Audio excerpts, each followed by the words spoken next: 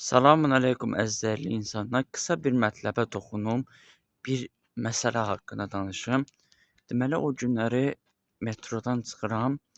Görürəm ki, bir dənə cavan oğlan da hardasa olar da 23, 24, 25 yaşı.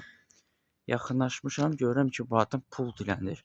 Allaha xatirinə kömək eləyin, yalvarıram filan bəs məkan. Görürəm bu adamın fiziki qüsuru var da. Yaxınlaşdım, salam əleykum, əleykumsalam. Dedim qardaş, neçə yaşın var? Elə mən təxmin etdim 25 yaşım var. Dedim, sağlamlığım zaten yerindədir, yəni əmək qüvvə deyir, hə, şükür Allaha, hər şey yaxşı. Dedim, niyə gedib işləmirsən?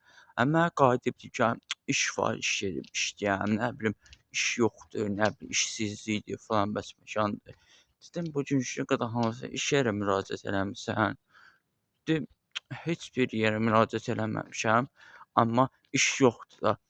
Bilirsiniz, insanlar nə istəyirlər? İnsanlar oturan yerdə istəyirlər ki, kimsə gəlib bunlara iş versin, kimsə gəlib bunlara iş təklif eləsin. Yəni heç bir əziyyət çəkməsinlər, heç bir əmək çəkməsinlər. Otursunlar ancaq boş-boşuna. İnsanlar bunlara belə deyək də, gətirib ciblərinə pul qoysun. Bu məntiqə aid olan bir şey deyil. Əvvəla insan özü iş axtarmalıdır, özü iş tapmalıdır. Heç kəs insan üçün iş görməməlidir. Mən bugünkü gündə belə pis çıxmasın, bir çox yerlərə müraciət etdim iş baxımından, dayanmadım. Amma nəticəsi də oldu. Və onu da demək istəyirəm ki, sən əgər canında iş axtarmaq yoxdursa, işləmək haqqın yoxdursa, işləmək istəmirsənsə, cəmaatı qınama, ay iş yoxdur. İşçi üçün yadda saxlayın. İşləyən insan üçün hər yerdə iş var. Onu yadda saxlayın. Bugünkü gündə sən gəlib heç bir işdə işləməginə, nə bilim, cəhd eləmə, axtarma, tapma. Amma gəl ki, hamıdan şey elə ki, kimsə mənə gəlib iş tapmalıdır. Xeyr ola. Yəni niyə də? Sən sağlam ola, sən fiziki gücün, qüvvən ola, sənin sağlamlığın ola. Niyə sən üçün kimsə iş tapmalıdır?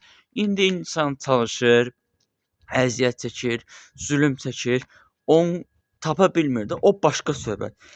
Biri var axtarsın, cəhd eləsin. Bir də var ki, əlin üstə qoysun, desin ki, iş yoxdur. Elə şey olur. Ona görə ki, çalışın ki, həyatda çalışın, əziyyət çəkin. Olmaz. Bir də əsas odur Allah işləyən adamları sevir də, yəni. Siz çalışın, siz bu yolu gedin. Ən azından burada alınmadı, ora amma mütləq tapılacaq. Allah'a emanet olun.